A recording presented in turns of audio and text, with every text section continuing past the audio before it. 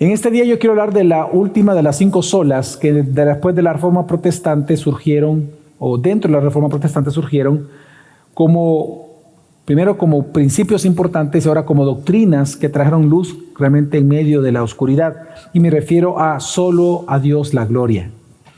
La mayoría de los pensadores cristianos, y me refiero a los serios pensadores cristianos, reconocen que glorificar a Dios es el llamado más importante o esencial del ser humano. Es el llamado esencial. Nosotros existimos y fuimos creados para dar la gloria a nuestro Dios, tanto en esta vida como en la vida venidera.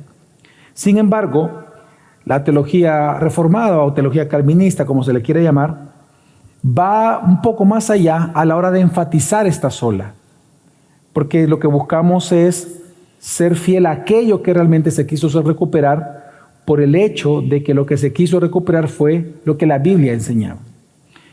Hay 2 verdades que hay que aclarar o hay que definir cuando hablamos de la solo a Dios la gloria. 2 verdades que encierran esta gran doctrina. Número 1, que el objetivo de Dios es manifestar su propia gloria. El objetivo de Dios delante de su creación es manifestar su propia gloria.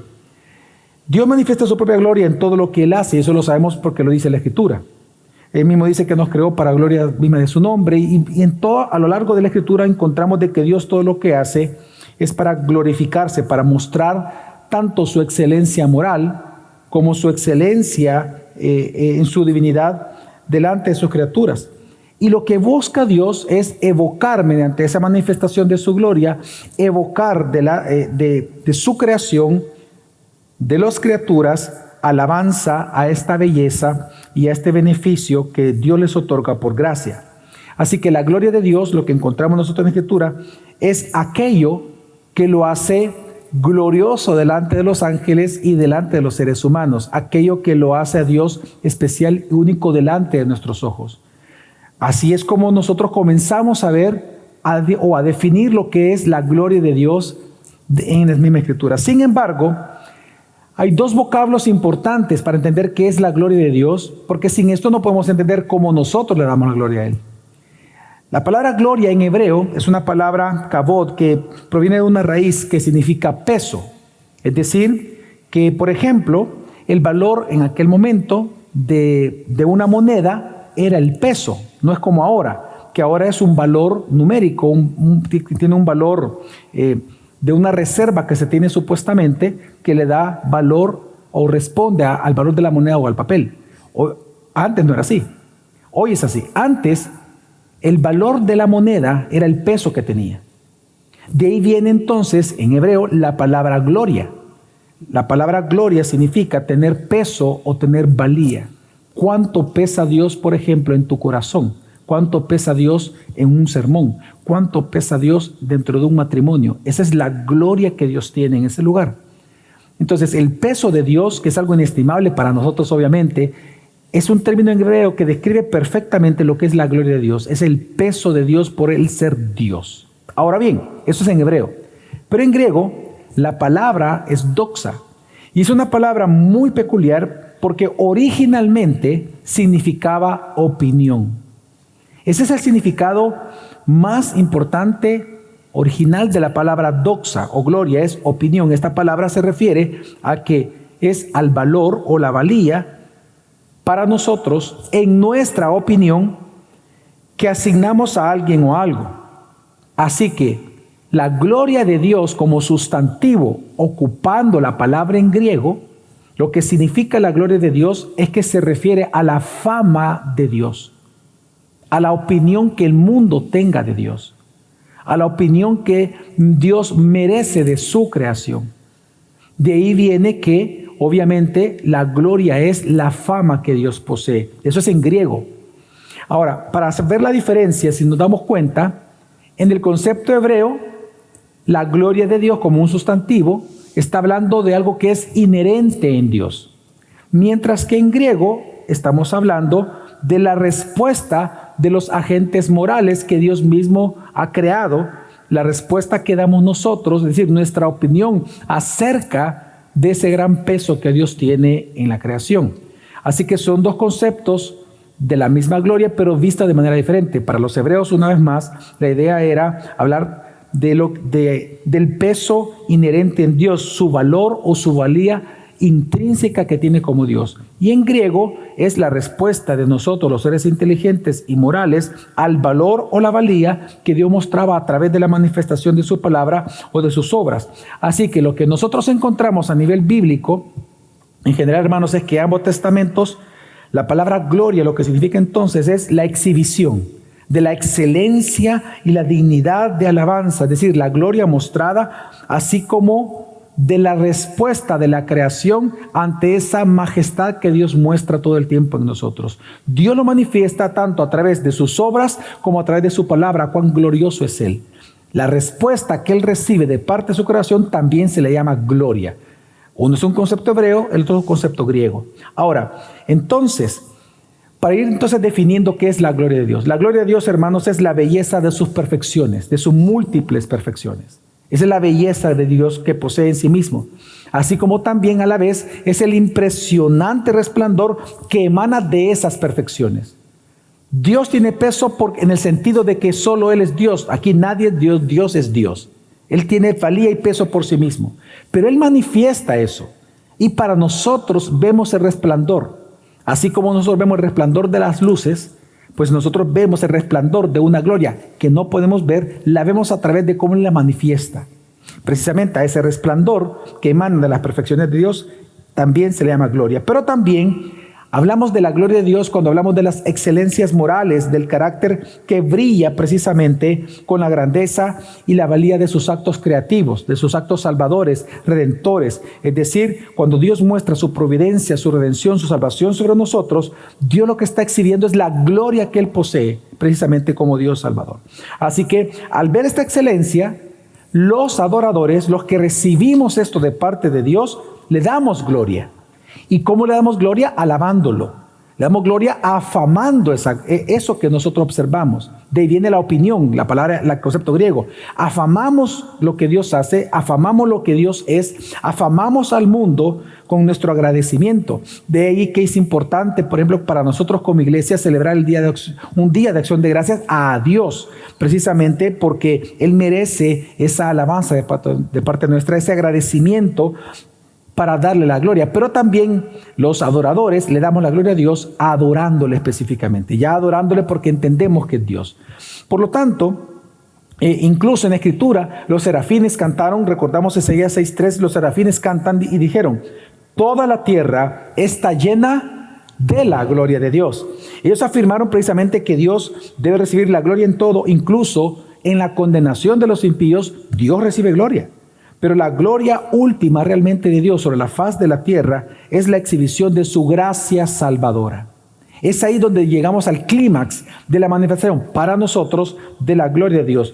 Y esto lo dice Romanos 5. Romanos 5:21 dice: para que así como el pecado, reinó para la muerte, así también la gracia reine por la justicia para vida eterna por Jesucristo, Señor nuestro. Es decir, la mayor exhibición de la gloria de Dios en el mundo se muestra a través de la persona del Hijo. De hecho, Hebreos capítulo 3, versículo 13 dice: el Dios de nuestros padres ha glorificado a su Hijo Jesucristo.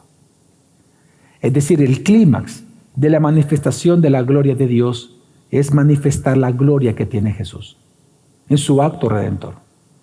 Así que lo que nosotros vemos en la Escritura, cuando hablamos de solo a Dios la gloria, es que Dios exhibe la gloria para sí mismo. Él existe delante de su creación para manifestar y exhibir su gloria. Ese es su objetivo delante de la creación. Pero lo segundo que hay que aclarar o enseñar bajo este principio de solo a Dios la gloria es que el fin principal, por lo tanto, de nosotros los hombres es glorificarlo. Realmente nosotros se supone que todos los cristianos, en todo lo que hacemos, ya sea de palabra, ya sea de obra, el hombre siempre debe de buscar darle la gloria a Dios como creador, pero también como redentor. De hecho, cuando leemos Romanos, dice la Escritura que la razón por la cual Dios entregó a la humanidad a sus propios pensamientos, a sus propios deseos perversos, dice, a un corazón entenebrecido, a una mente depravada, es precisamente que cambiaron su gloria. Es que no le dieron la gloria a Dios como de Dios, sino que cambiaron la gloria de Dios por imagen de hombre corruptible, de aves, cuadrúpedos y reptiles. Precisamente, ¿por qué? Porque Dios nos entrega como juicio a la humanidad eso, porque el fin de la humanidad es darle la gloria, es reconocerlo a Él y afamar su nombre, es generar esa opinión a nivel mundial de quién es Dios. Por lo tanto, Calvino, por ejemplo, encarnó esta verdad en sus escritos, en su vida, así como también en su muerte. No sé si usted conocía esto, pero Calvino enfermó muchísimo antes de morir. Él fue un hombre muy enfermizo antes de morir. Y precisamente sus amigos, ante la devastación, que así le podemos llamar una devastación de su cuerpo por las enfermedades que él sufría, sus amigos le dijeron, hey, mira, ya deja de trabajar, o sea, descansa, te estás muriendo. Y entonces Calvino, en su carácter tan conocido como lo sabemos por todas las biografías que se han escrito y en general por todos los libros que otros han escrito acerca de él, Calvino respondió, ¿qué? Yo descansar, dice, ¿qué? ¿Me encontraría mi Señor ocioso? Le dice. Y era típico de un hombre así, y él entonces termina diciendo, mi corazón te ofrezco a ti, Señor, pronta y sinceramente. Calvino decidió vivir hasta su último suspiro para el Señor, a pesar de que estaba enfermo. ¿Por qué? Porque uno de los conceptos que tenemos nosotros los calvinistas, los reformados, es que tenemos que dedicar nuestras vidas para la gloria de Dios precisamente. Es decir, yo tengo que dedicar mi vida para que Dios tenga el suficiente y meritorio peso en mis hijos. Que Él tenga el peso debido en mi esposa. Y para eso yo tengo que generar una opinión correcta de Dios delante de mis hijos y delante de mi esposa. Mi esposa igual. Ella tiene que dar la gloria a Dios. Es decir, que donde ella ande, ella generará en mí el suficiente peso en mi corazón acerca de Dios. Y ella tiene que generar como mamá en mis hijos, mientras les enseña, el suficiente peso que Dios tiene en sí mismo. Y esto es mediante las opiniones que nosotros damos. Entonces esa es la misión de nosotros los cristianos, precisamente glorificar a Dios desde nuestra vida y desde nuestro corazón. De hecho, el catecismo de Heidelberg afirma tan bellamente diciendo que el único consuelo en la vida y en la muerte es que permanezcamos fieles a nuestro Salvador Jesucristo.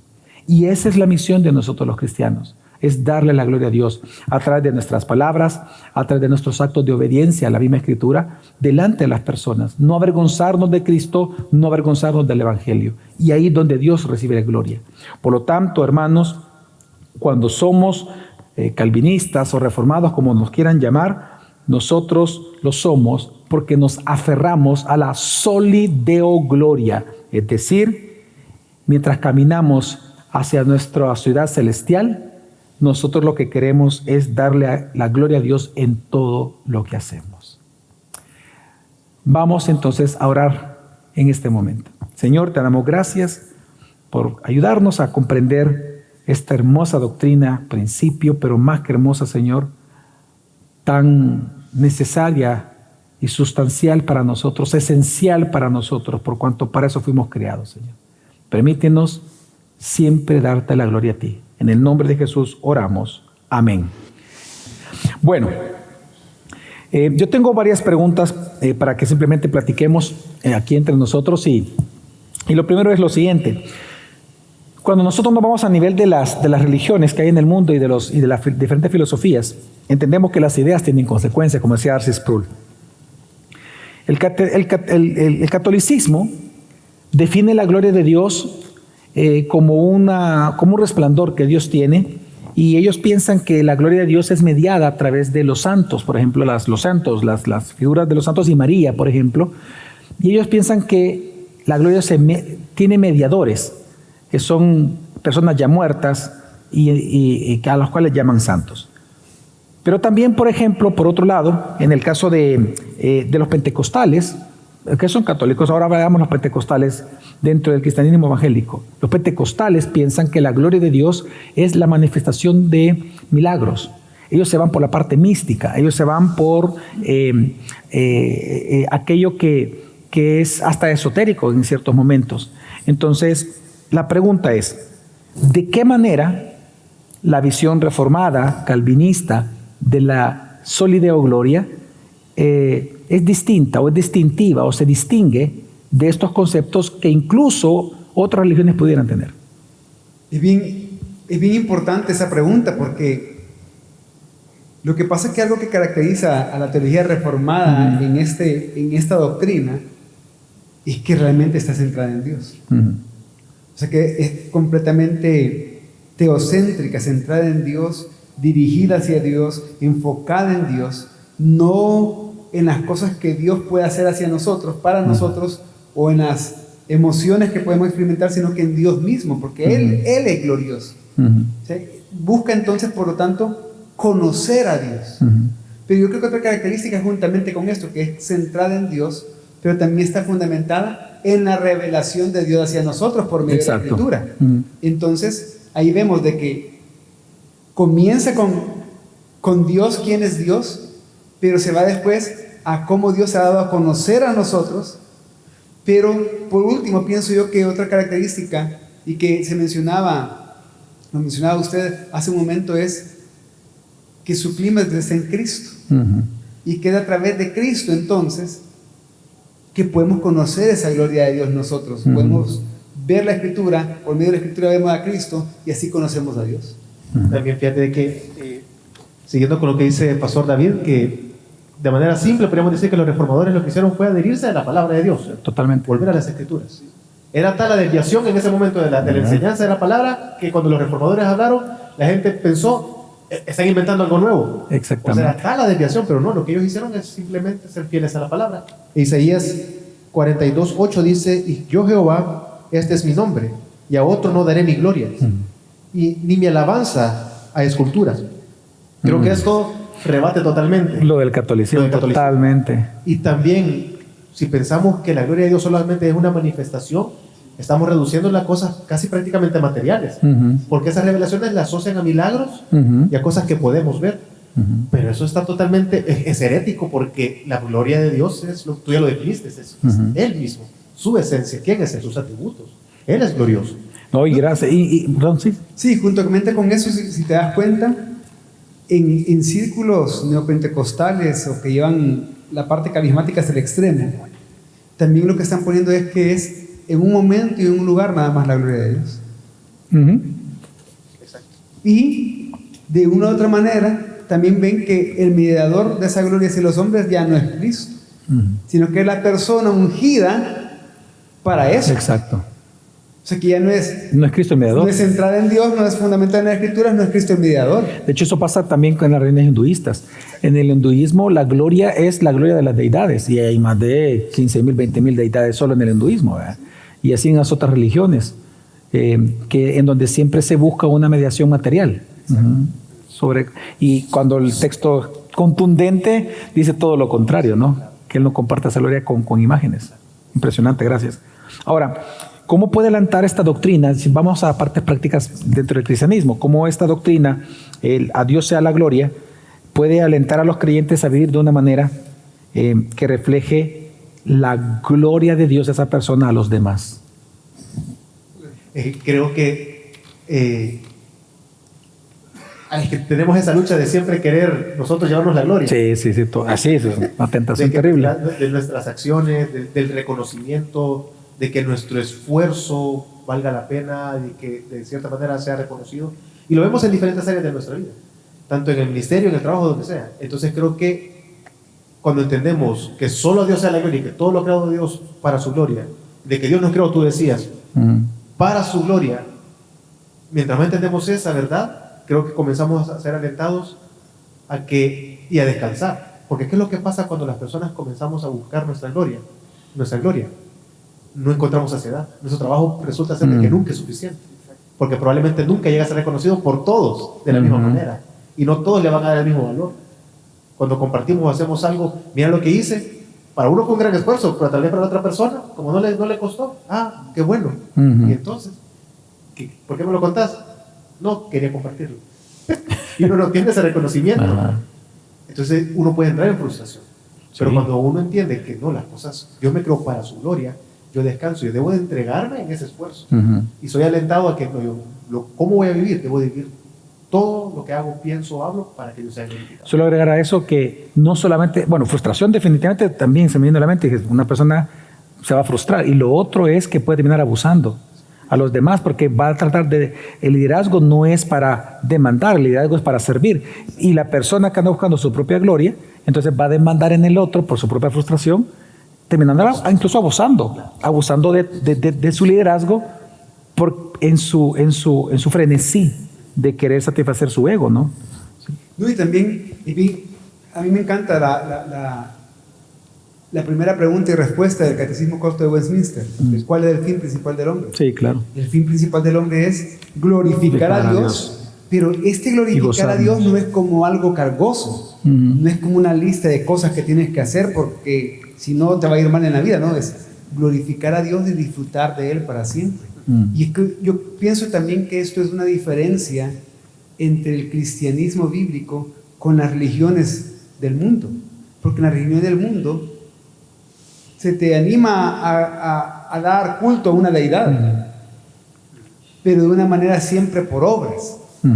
Pero en este caso es, aquí en el cristianismo bíblico es, glorifica al único Dios verdadero, aquel que es glorioso, pero lo sorprendente es, y disfruta. Se nos da por gracia el disfrutar de Él mientras lo estamos haciendo. Mientras más lo glorificamos, más lo conocemos, más disfrutamos de Él, más nos llenamos de Él. Y eso se evidenciar en cada cosa que hagamos en nuestra vida diaria. Y es bien particular porque la frase Soli Deo Gloria fue popularizada no por teólogos, sino por músicos que firmaban sus partituras con SDG al final, sí. Soli Deo Gloria, por Bach y por Händel, porque ellos entendían que su trabajo, eso que tanto disfrutaban, que tanto se deleitaban en hacer, en realizar aquello para lo que ellos eran buenos, Y que otros disfrutaban. Y que otros disfrutaban, al final ellos ponían la gloria solo para Dios. Sí, y esto es impresionante porque cuando nosotros vemos la vida cristiana, como bien decía el pastor Melvin, nuestra tendencia es todo lo contrario. Todos los días luchamos con nosotros buscar esa gloria y por lo tanto hay una pregunta aquí. ¿Cómo entonces esta doctrina de que solo a Dios se le debe la gloria puede influir en nuestra comprensión de la adoración de la iglesia, dentro de la iglesia? Bueno, y tú que te dedicas a parte de tu responsabilidad de ser el pastor de la alabanza de la iglesia, ¿cómo esta doctrina ayuda a la comprensión de cómo debe ser la adoración de una iglesia y la liturgia incluso de una iglesia? Porque incluso el tema litúrgico hay personas que lo menosprecian en el sentido que dicen, solo es un orden del servicio, del culto. Dicen que no, es el orden en el cual la iglesia congregada por Dios va a adorarle. Entonces, ¿cómo el Soli Deo Gloria ayuda a la comprensión de la adoración, pero también de la liturgia de una iglesia? Como Dios hace todo con un propósito. O sea, Dios no es alguien que hace las cosas al azar. Y Él ha establecido cómo debemos de adorarle a Él. Entonces, nosotros entendemos que Dios es glorioso y hace todas las cosas para Él, para su propia gloria. Ese Dios perfecto ha tenido el bien de dejarnos adorarle y aceptar esa adoración, pero a partir de un estándar que está en la palabra de Dios, hablando comunitariamente en la iglesia. Entonces creo yo que somos influidos o somos guiados cuando conocemos la gloria de Dios por medio de las Escrituras. Creo que nosotros nos vemos animados a adorar a Dios de una manera perfecta. No entendemos, y yo no digo perfección sin error, no me refiero a buscar esa perfección Madura, constante, claro. madura. De tal manera que yo no quiero hacerlo porque estoy delante de ese Dios glorioso y tengo el privilegio de adorarlo a Él en la iglesia, en la congregación y en la forma como Dios quiere, a través de la alabanza, a través de las ofrendas, a través de la predicación de la palabra, a través de la cena del Señor, que hoy celebramos cena del Señor. Entonces yo quiero hacerlo de la mejor manera, con la mejor conciencia posible, con la mejor entrega en mi corazón posible, entendiendo la importancia de eso, porque quiero glorificarlo a Él desde lo más profundo de mi corazón, porque ese Dios es perfecto, es glorioso. Sí, hay un ejemplo que quiero dar aquí, con lo que estás mencionando, un ejemplo bien sencillo. En nuestros hogares, siempre nosotros, los latinos, tenemos bastantes diminutivos para referirnos cariñosamente con la persona que amamos, ¿verdad? Hay matrimonios que se llaman gordito, gordita, lo que sea, bebé, todo. Entonces, imagínate que, suponete que por acuerdo, ¿verdad? El esposo y la esposa han dicho que se van a decir bebé, toma lo del bebé. ¿Cómo se sentiría la contraparte si en vez de decirle bebé le decís otra cosa? Y vasito de leche, vení para acá, o, ¿verdad? O espinilla, vení para acá, o, ¿verdad? O le dice bebé a otra persona. O le dice bebé a otra persona.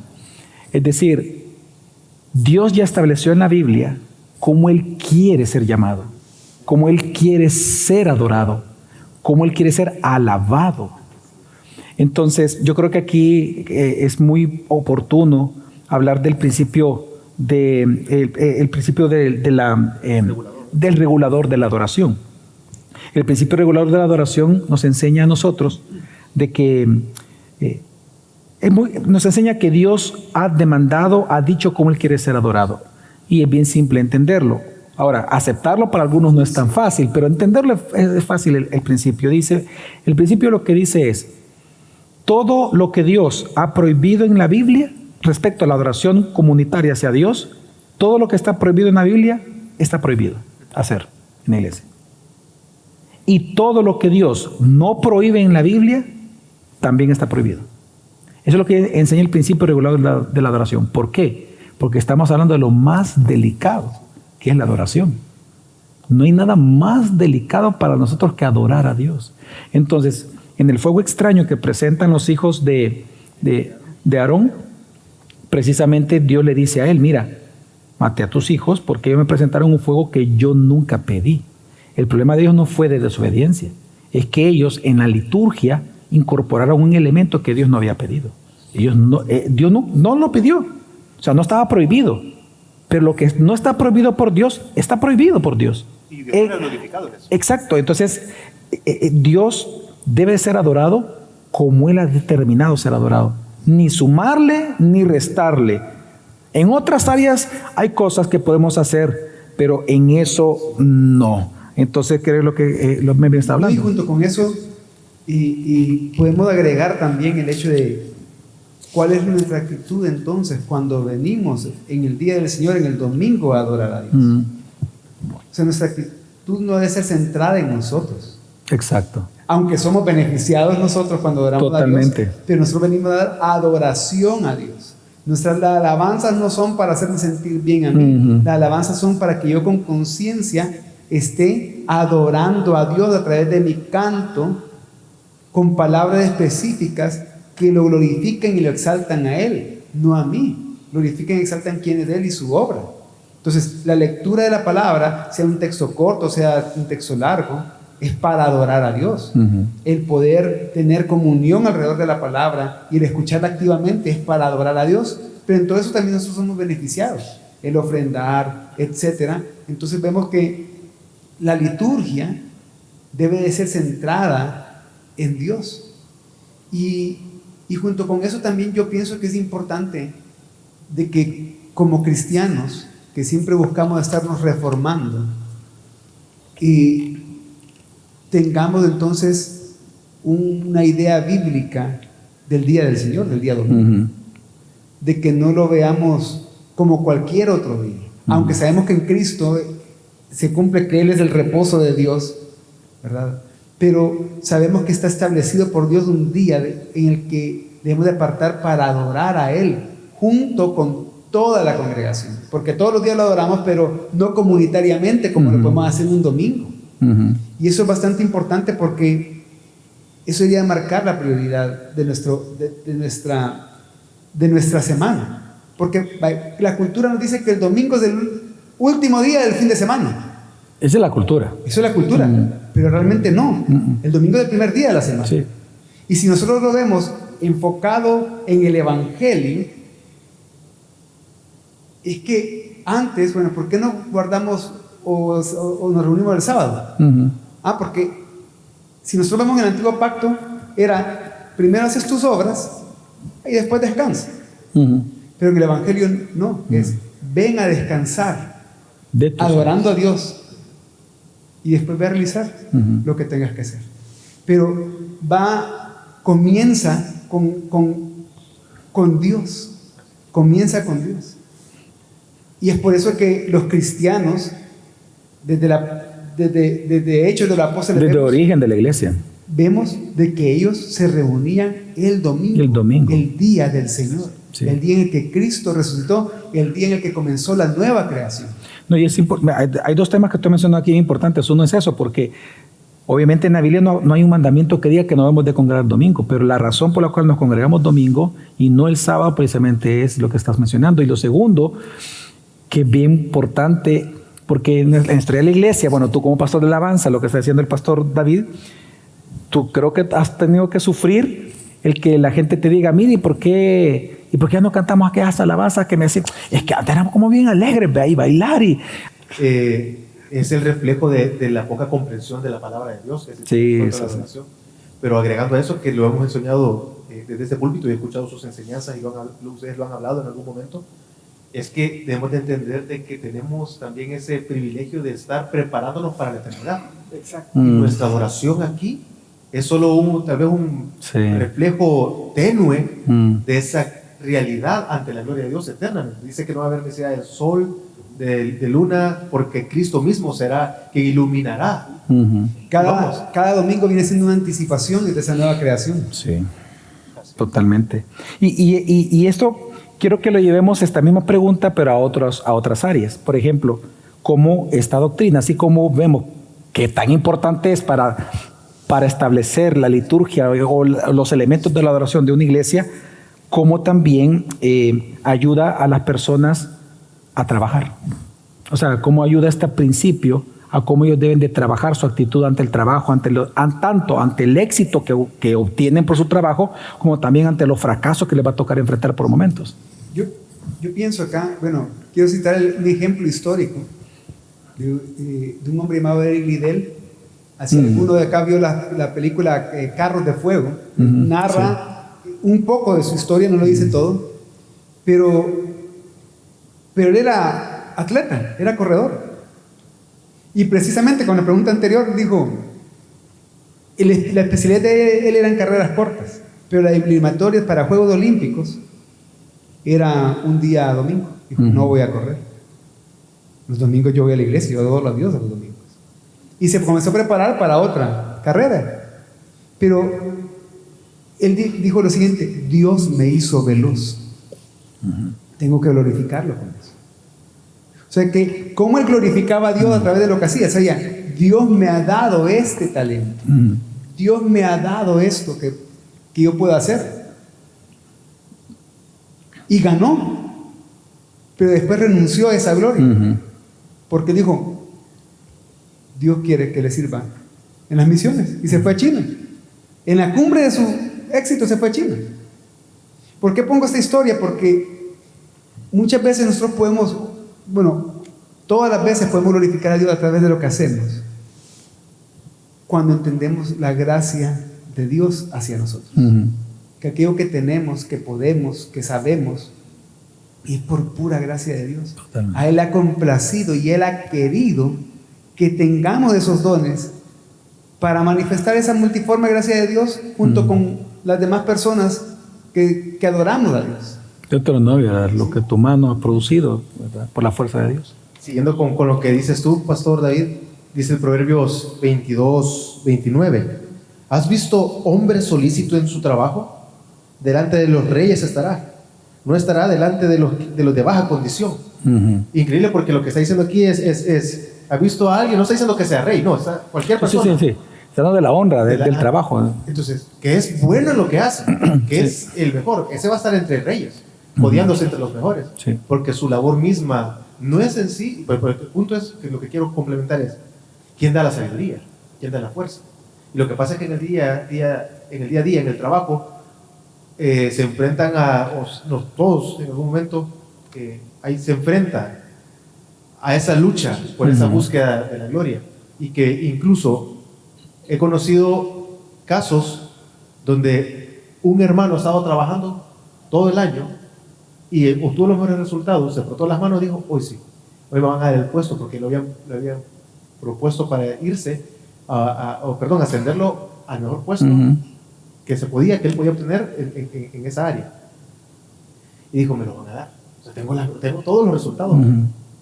Pero inmediatamente le dijeron, lo estaban preparando y de repente le dijeron, ¿sabes qué? Vamos a poner a fulanito de tal, que era de fuera de la empresa, lo habían traído de fuera del país, y no solamente eso, a él le falta preparación, así que tú lo vas a preparar. Él me dice, no tenés idea de cómo me afectó eso, me dice, porque es que yo me había esforzado para obtener ese puesto. Entonces, cuando nosotros entendemos que todo viene de Dios, que todo en su sabiduría lo va a hacer para su gloria, incluso en ese momento que parecía que es frustrante, creo que nosotros podemos sentir frustrados, llevar eso delante de Dios, porque eso no quiere decir de que no voy a ser el mejor en mi trabajo, que por eso ya no voy a trabajar con excelencia, ya no voy a correr con la misma rapidez porque no me valoran, sino que siempre buscando la excelencia porque es para Dios, porque entiendo que es para Dios. Lo que tanto tú mencionaste con la historia del Lidl y tú con el proverbio y lo que estás mencionando me hizo también recordar otro caso que ustedes conocen, ya les he contado, que es de Chick-fil-A. Hay unas hamburguesas a mí me encantan de pollo en Estados Unidos, que es Chick-fil-A, vea. Esta empresa, yo tuve la oportunidad de conocer, o sea, de escuchar al dueño hablar hace como 21 años atrás, 22 años atrás, en una conferencia que él dio,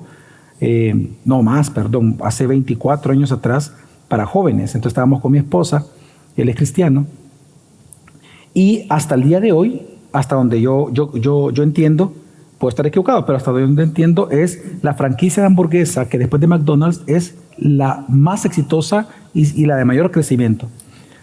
Pero lo interesante es que cuando él todavía, es decir, tenía varias, pero no tenía el éxito que hoy tiene. Y él estaba hablando y él decía lo siguiente: yo cuando inicié esta hamburguesería, dijo, yo les dije a todos, vamos a trabajar de lunes a sábado. El domingo vamos a cerrar en toda parte de Estados Unidos que abramos, vamos a cerrar. ¿Para qué? Para que los empleados vayan a la iglesia y adoren al Señor. Hasta el día de hoy. Yo he pasado por aeropuertos donde está Chick-fil-A, todo está abierto, está llenísimo. Está cerrado los domingos, Chick-fil-A. En cualquier parte del mundo está cerrado. Y Él les dice, tienen que ir a adorar a Dios. Él les predica, Él les enseña y firman de que entienden que Él es creyente y Él tiene que... Incluso tú me contaste de un estadio, no sé, alguien de ustedes me contó.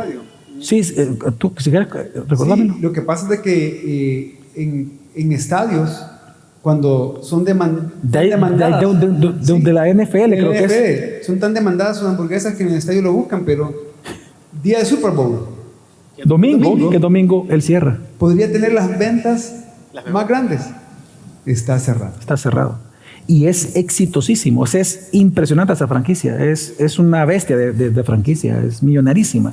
Y de verdad que él es una forma de glorificar en el trabajo. Lo que pasa es que vemos que las ideas tienen consecuencias. Sí. Porque un sociólogo alemán se dedicó a la tarea de investigar por qué aquellas naciones que habían sido influenciadas fuertemente por la reforma protestante, por la teología protestante, eran económicamente ventajosas sobre otras.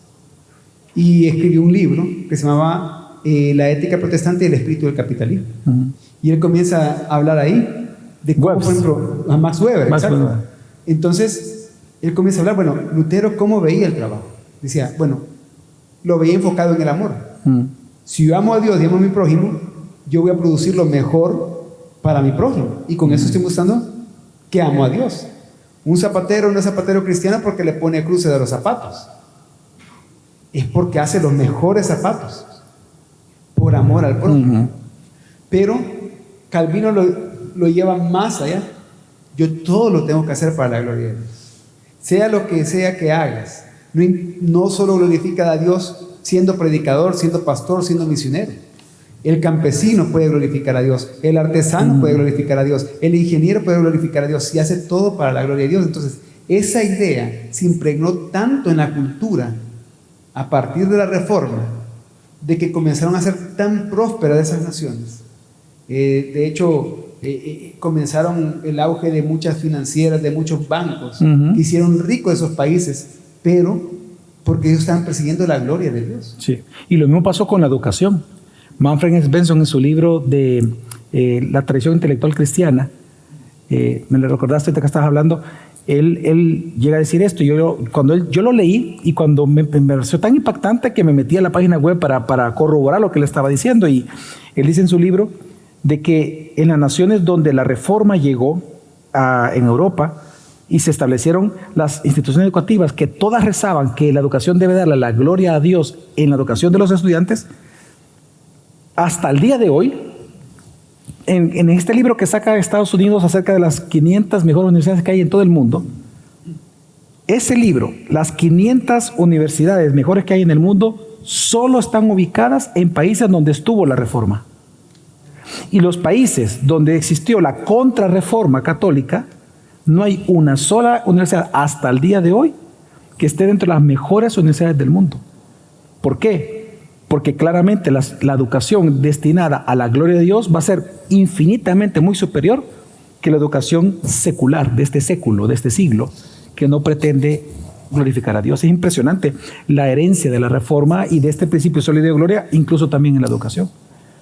Y ahora, pero también, Pastor Melvin, ¿cómo esta doctrina puede traer consuelo, o cómo puede ayudar a aquellos que están enfermos, a aquellos que están lidiando con situaciones difíciles de muerte, o que están envejeciendo, tal vez solos? Es decir, en el momento de prueba, en los momentos de dolor, ¿cómo esta doctrina sólida o gloria puede ser beneficiosa para alguien?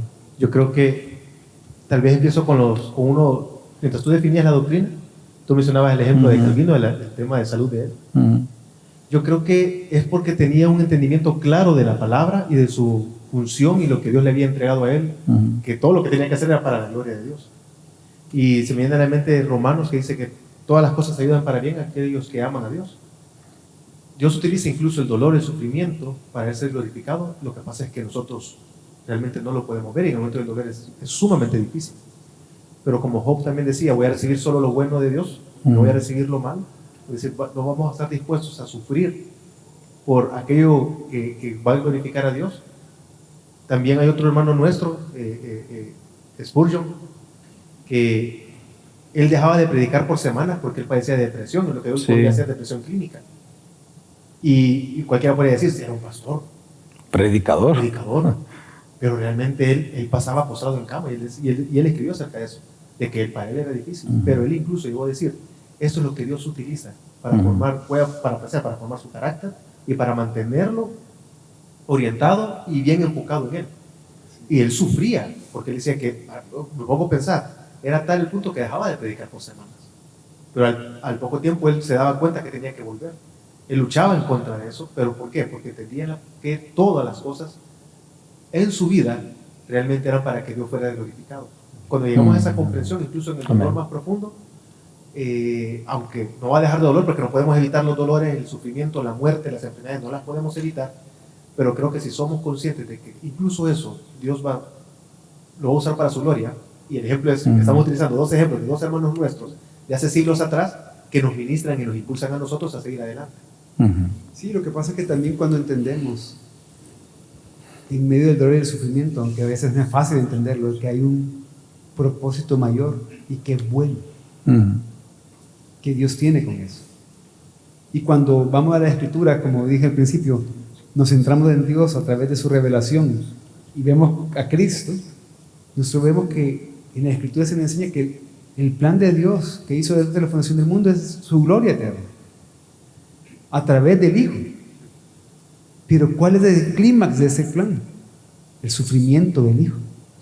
El sufrimiento del Hijo. O sea que Dios, para glorificarse en la redención de salvar a su pueblo, para gloria de Él, estipuló que iba a ser a través del sufrimiento. Entonces, cuando yo veo eso, que veo que el camino del Hijo a la gloria del Hijo fue a través de la cruz, es que veo que entonces cuando sufro no es el fin, qué? Porque me es necesario entrar al reino de Dios a través de muchas tribulaciones, dice la Escritura. ¿Pero por qué? Porque sigo los caminos del Rey. Porque sigo los caminos del Rey. Que a través de tribulación, a través de sufrimiento, Él llegó a la gloria. Como dice Filipenses 2, del 5 al 11, ¿verdad? Entonces, el estar consciente de eso, veo, bueno, si estoy siguiendo las pisadas de Cristo, Dios se va a glorificar en mi sufrimiento. Sí, yo lo que observo también es que Dios tiene múltiples maneras de que se puede glorificar en una enfermedad. Puede sanarlo, puede, y si muere, aún la misma fe de la persona mostrada en tiempos de sufrimiento le da gloria a Él, porque recordemos la definición de gloria. No solamente es el peso que Dios tiene por ser Dios, sino que tiene que ver con la fama que Él obtiene de sus obras. Y cuando alguien está enfermo, si está escuchando que siga adelante, que está en la iglesia, etcétera, etcétera, Dios recibe esa gloria. Si aún muere, pero a la vez esta persona siempre habló de Dios y manifestó su bondad y todas esas características que fue conociendo, también Dios recibe gloria. Ahora, hay un tema que por el tiempo quiero que lo tratemos antes de que finalice, y es que actualmente estamos en un mundo, en una cultura de autopromoción. O sea, es increíble. Eso no lo miramos en otras, o sea, sí se ven en otras culturas, pero no, hoy es a nivel global. Es impresionante. Es una cultura de autopromoción, en donde compite completamente con la gloria de Dios. Una vez más, si la gloria de Dios en griego tiene su significado principal, su raíz principal, tiene que ver con la opinión que el ser humano tenga de Dios, la opinión que se genera en base a lo que Dios obra, pues la cultura de autopromoción lo que busca es que la gente tenga una buena opinión tuya. Lo que tú hablabas, de hecho, al inicio, ¿verdad? Al inicio de esta conversación. Tú hablabas de personas que buscan con afán, ¿verdad? El hecho de ser conocidos. El éxito de las redes sociales es eso. Es un instrumento de autopromoción impresionante, en donde personas sabemos que hasta se suicidan o se sienten mal porque cuando no le dan like, ¿verdad? En el COVID se vio, ¿verdad? Cómo gente sufrió porque no podían transmitir correctamente como querían, etc. Entonces, yo lo que veo que hay una competencia, obviamente, entre quién se lleva la gloria.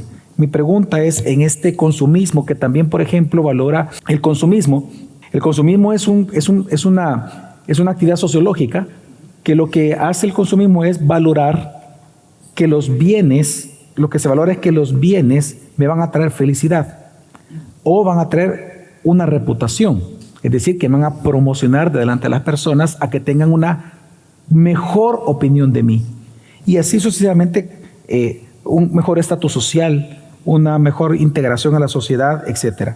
La pregunta directa es cómo esta doctrina, a Dios sea la gloria, puede ayudar a un cristiano a navegar en estos desafíos que todos los días van a enfrentar, de que ellos busquen una mejor opinión en el mundo y no Dios. A mí se me viene a la mente el Salmo 73, en el que el escritor del Salmo, un creyente, dice, por poco resbalé, porque comenzó a envidiar la prosperidad de la suerte de los impíos. La suerte, dice, bueno, yo trabajo, me autocastigo prácticamente y no tengo nada, y estos que se deleitan en el mal tienen todo. Pero dice que fue en el santuario, fue delante de Dios que entonces entendió. Y dijo, bueno, es que el fin de ellos es destrucción. Que ellos están prácticamente en deslizaderos hacia la destrucción. Es como aquellos que tienen mi edad o más de mi edad. ¿Se recordarán acá el deslizadero de la Plaza Alegre? ¿El qué? El deslizadero, el tobogán de la Plaza Alegre. Van en ese tobogán sin parar hacia el infierno. ¿Quién no se raspó ahí? ¿Verdad? Sí, ¿quién no se raspó ahí? Y por más que quieras poner los pies, no puedes detenerte. Y dice, es que entendí que el fin de ellos es destrucción. ¿Por qué entonces voy a envidiar a aquellos que se autopromueven y que exhiben sus logros, sus triunfos, cuando el fin de ellos es su destrucción? Al contrario, él dice, mi Dios está en los cielos y fuera de él nada deseo en esa tierra. Él es mi mayor bien, dice. Él es mi mayor bien. Ujú. Perdón. Entonces eso vemos de que nos ayuda a ver, porque lo que pasa es de que sí causa envidia en esa cultura.